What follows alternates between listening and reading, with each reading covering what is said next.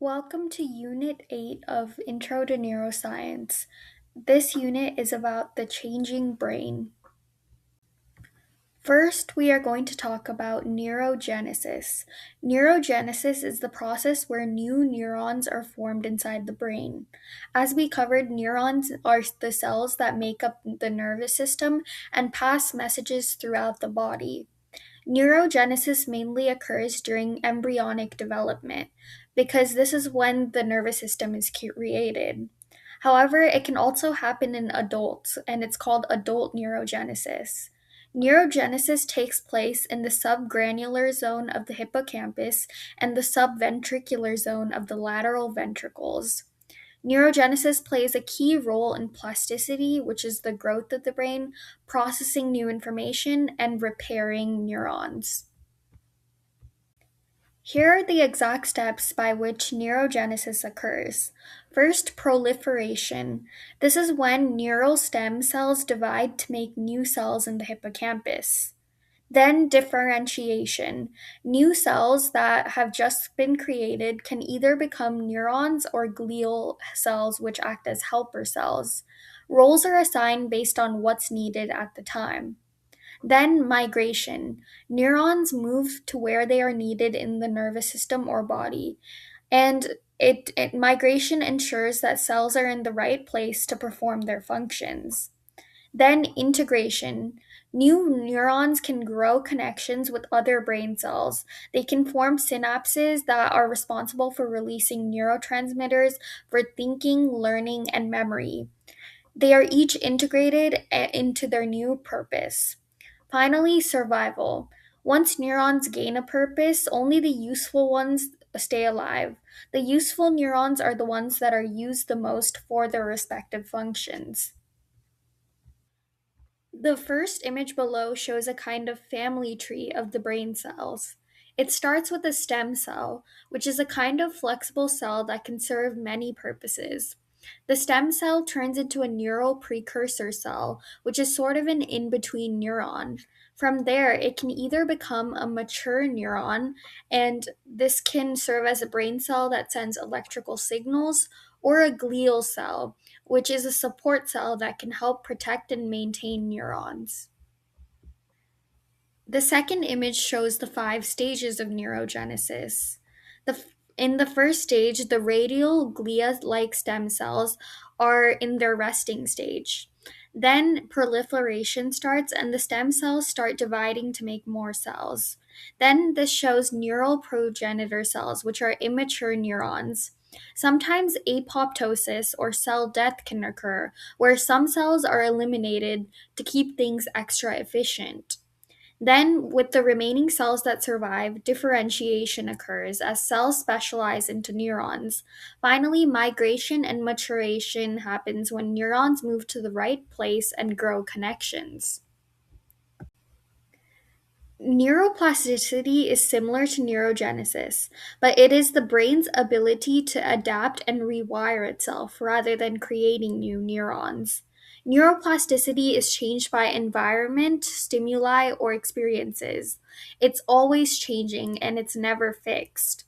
There's structural and functional plasticity. Structural plasticity includes physical changes in neurons, and functional plasticity is reassigning roles and purposes in neurons.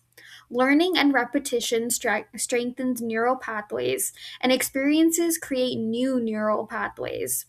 Unused connections fade away over time, and you can think of it like use it or lose it.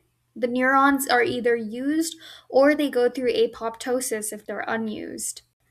Neuroplasticity is boosted when you are doing things that increases your neural pathways. For instance, challenging learning, like learning a new language, an instrument, or doing puzzles, can boost neuroplasticity.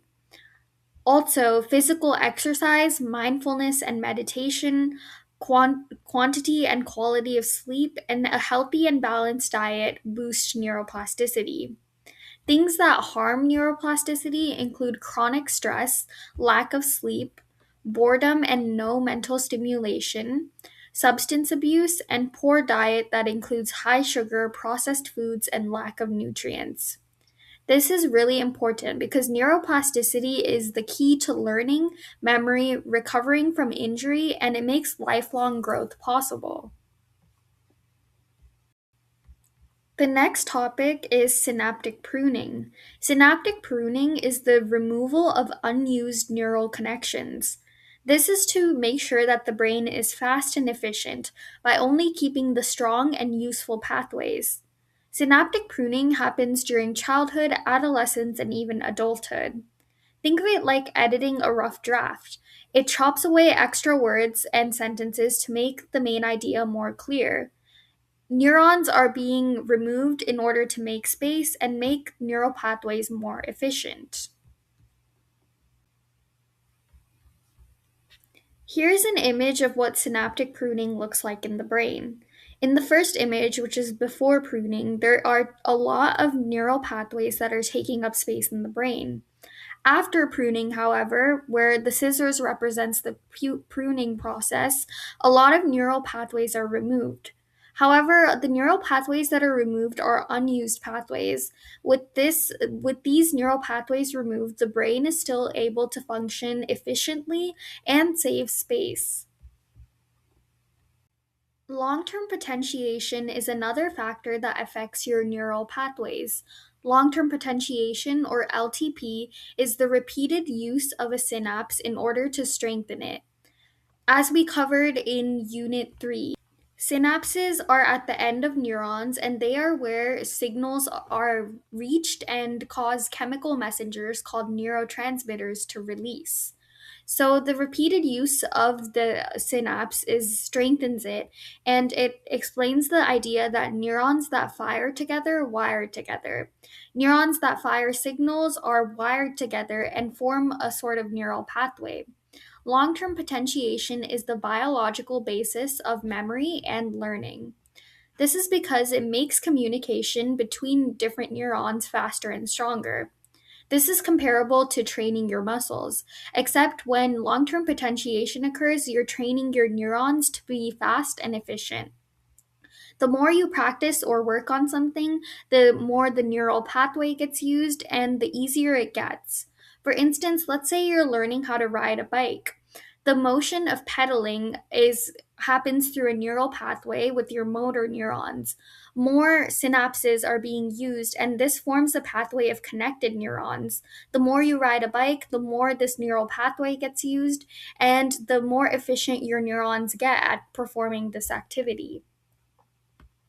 Here is an example of a synapse before and after LTP. In the initial state, you can see that there are some vesicles from the presynaptic neuron releasing neurotransmitters to the postsynaptic neuron. A week later, after repeated stimulation of the activity, you can see that the presynaptic neuron has more vesicles and is able to send more neurotransmitters to pass the message along. This shows that the neuron became more efficient in passing along the message because it is sending more and more of these chemical messengers in order to boost the neural pathway. The next topic is neurological disorders. We spent the past few slides talking about how neurons strengthen and adapt, but sometimes neurons can weaken, and this leads to neurological disorders, which are a category of conditions that can affect the brain, spinal cord, and nerves, all elements of the nervous system. Symptoms can vary, but they can impact movement, memory, sensation, mood, or behavior. Causes also vary and are still being researched, but some underlying causes are genetics, infections, injury, degeneration of neurons, or even unknown reasons. Neurological disorders can either be chronic, meaning the symptoms are long term, or they can be acute, which means they occur suddenly, and this depends on the condition. Here are several examples of neurological disorders. First, Alzheimer's disease, which is very widespread, and it leads to the symptoms of memory loss and confusion. Next, Parkinson's disease, which leads to tremors and muscle stiffness. Next, epilepsy, which consists of seizures caused by abnormal brain activity. Multiple sclerosis, or MS, is consists of damaged nerves, which lead to slow signals being sent between neurons. Migraines can lead to intense headaches, and ALS leads to progressive muscle weakness. Common symptoms amongst all neurological disorders includes headaches, numbness and loss of strength in limbs, dizziness, fainting and loss of consciousness, memory problems, cognitive difficulty, speech and vision problems, tremors, spasms, and involuntary contractions. It is important to be aware of neurological disorders because they affect millions worldwide. Early detection and support can significantly improve the quality of life for those with neurological disorders. Understanding these neurological disorders helps to reduce stigma around them. Now we are going to talk about treatments. Neurological disorders have different avenues of treatments. First, medication, which can reduce or control symptoms, but not completely cure the disease. For example, medications can treat seizures, tremors, and mood swings. Another type of treatment is therapy. There's physical therapy, which improves strength, coordination, and balance for those with neurological disorders that affect motion. Also, occupational therapy helps people with daily tasks, and speech therapy helps support communication and swallowing. Other treatments include surgery, which is sometimes used, such as in tumor removal, deep brain stimulation, spinal surgery. Lifestyle changes can have a huge impact in inhibiting neurological disorders, such as by having a good sleep schedule, a good diet, having ways to manage stress, and doing a lot of exercise. Mental health support for people with neurological disorders can also be considered a treatment. This includes therapy or psychiatric care for mood and behavior. In the field of neuroscience and neurological disorders, there has been many advancements and there will likely continue to be. One advancement is stem cell therapy, which uses stem cells, which are cells that can adapt to many different functions, in order to regrow and repair damaged neurons. Additionally, the use of artificial intelligence, or AI, has been useful in analyzing brain scans for early diagnosis, which can help with early intervention and treatment. Also, AI can provide personalized patient care by analyzing a person's symptoms and their disorder. Lastly, neuroprosthetics, which are devices that connect to brains, similar to prosthetics for people who lose limbs. Neuroprosthetics include robotic limbs, which can fulfill the functions of certain areas of the brain, or they can be used as communication tools. This isn't a complete list, but if this interests you, be sure to do more research in your free time. And there are many more not mentioned here that you may find interesting. This concludes Unit 8 of Intro to Neuroscience. I encourage you to keep learning more about neuroscience and have an impact in the future. Thank you.